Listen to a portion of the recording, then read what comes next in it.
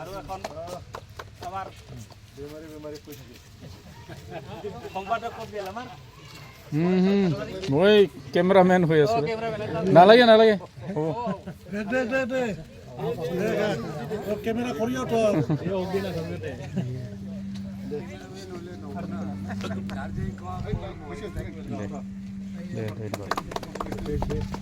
আৰু আমাৰ পূজা কমিটিৰ সভাপতি মহোদয়ক এখন জাতীয় গামোচাৰে সম্বৰ্ধনা জনাবলৈ অনুৰোধ কৰিছোঁ।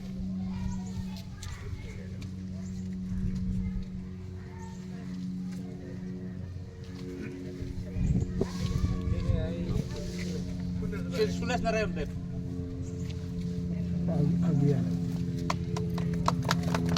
আৰু এখন আমাৰ পূজা কমিটিৰ সম্পাদক শ্ৰী ৰবীন পাঠক তেখেতক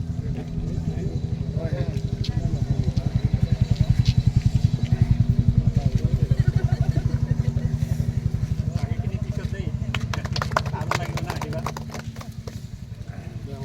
এতিয়া ক'ব।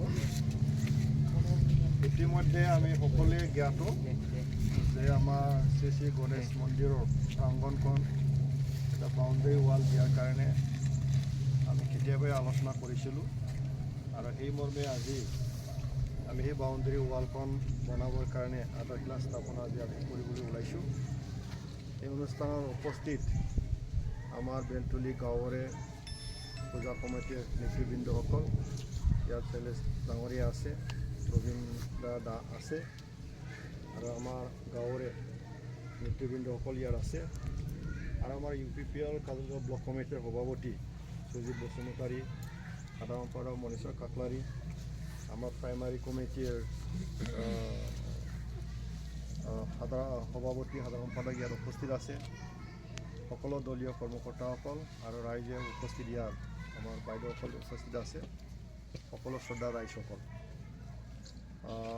জয়তে ইংৰাজীৰ নৱবৰ্ষৰ কাৰণে মই আপোনালোক সকলোকে আন্তৰিক শুভেচ্ছা অভিনন্দন মই জনাইছোঁ, মোৰ তৰফৰ পৰা শ্ৰদ্ধা জনাইছোঁ। আৰু আজি আমাৰ মাজত উপস্থিত আছে আমাৰ বিষয়া, আমাৰ ব্লকৰ পৰা এক্ৰেডিটেড ইঞ্জিনিয়াৰ আমাৰ দাস ডাঙৰীয়ানী। এই যিটো শ্ৰী শ্ৰী গণেশ মন্দিৰৰ প্ৰাংগণখন আমি বাউণ্ডেৰী ৱাল দিবৰ কাৰণে আলোচনা মৰ্মে আজি চেংচন হৈ গ'ল, আজি আমি আৰম্ভ কৰিম। আৰু ইতিমধ্যে আমি গম পাইছোঁ অহা 22 তাৰিখৰ পৰা ইয়াত আমাৰ পূজাও হ'ব, গণেশ পূজাও আৰম্ভ হ'ব। গতিকে অলপ আগতীয়াকৈ কৰিব পাৰিলে ভাল আছিল, কিন্তু এতিয়া আচল কামখিনি হয়তো পূজাৰ পিছতে কৰা হ'ব যেন মই অনুভৱ হৈছে। এইটো পূজাৰ পিছত কৰিলে ভাল হ'ব, কাৰণ মাটি চাটি দিব লাগে। যে নহওক সুবিধা অনুযায়ী আপোনালোকে কৰি ল'লে হ'ল, অসুবিধা নাই। তো মোৰ খুব ভাল লাগিল যে মোৰ এটা ইয়াত প্ৰতিশ্ৰুতি দিয়াও আছিল, আলোচনা কৰাও আছিল যে এইখন আমি বনাই দিম বুলি। আৰু মাজতে আমাৰ BTC তৰফৰ পৰা 2 লাখ টকীয়া আমাৰ আলাৰী চেৰাং এটা আঁচনিও আছে, সেইটো দিয়া হৈছে সেইটো। আৰু ইয়াৰ দ্বাৰাই যথেষ্ট অলপ কামো কৰা হ'ল, অলপ ভালকৈ অলপ কামবিলাক হৈ গ'ল, ভালেই হ'ল। আৰু এইখিনি বাউণ্ডেৰী ৱাল কৰিব পাৰিলে আৰু বেছি ধুনীয়াকৈ আমি দেখিবলৈ পাম। যিয়ে নহওক ৰাইজৰ আশা আকাংক্ষা পূৰণ কৰাৰ কাৰণে আমি যথেষ্ট চেষ্টা চলাইছোঁ, আমি চেষ্টা চলাই থাকিম। আৰু মই আগতে কৈছিলোঁ যে আমাৰ ইফালে যিখিনি কাম কৰণীয় আছে সেইখিনি আমি কৰি যাম বুলি। ইয়াৰ পিছত কিবা যদি আলোচনা কৰি পেলাই কিবা যদি কৰণীয় কাম আছে নিশ্চয় আমি আকৌ কৰিম, এতিয়া আমাৰ কোনো দ্বিধাবোধ নাই, কাৰণ এইটোৱে এৰিয়া আমাৰে হয়, আমি ওচৰৰে মানুহ, আমি এনেকৈয়ে কাম কৰি যাম। ৰাইজকতো আৰু উন্নয়নহে লাগে।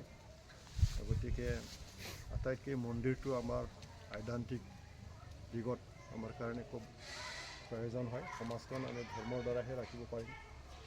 গতিকে আমাৰ শ্ৰী শ্ৰী গণেশ মন্দিৰৰ আশীৰ্বাদত আমি সকলোৰে সহযোগত নিশ্চয় আজি আমাৰ শুভ আৰম্ভণিটো আমি কৰিবলৈ গৈ আছোঁ।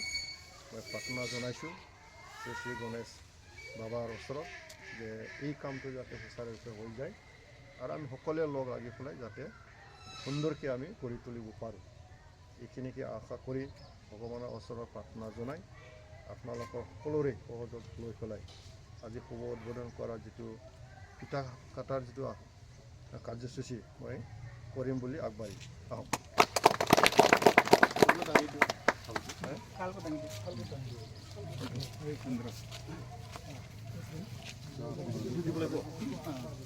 জোতা খুলিব লাগিব নেকি?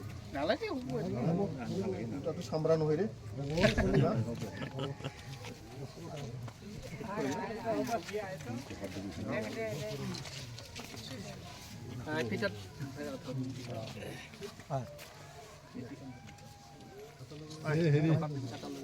তুমি নাই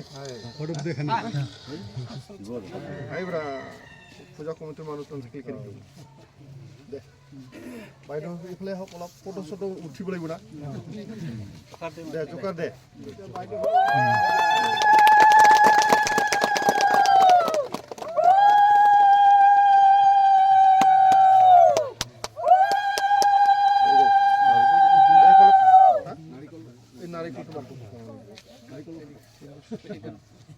নাৰিকল এটা মাৰি শীতত ধাক্কা মাৰি দিয়ে মাত্ৰ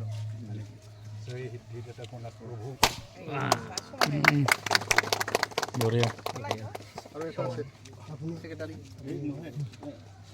মই নোৱাৰিম নোৱাৰিম বেমাৰ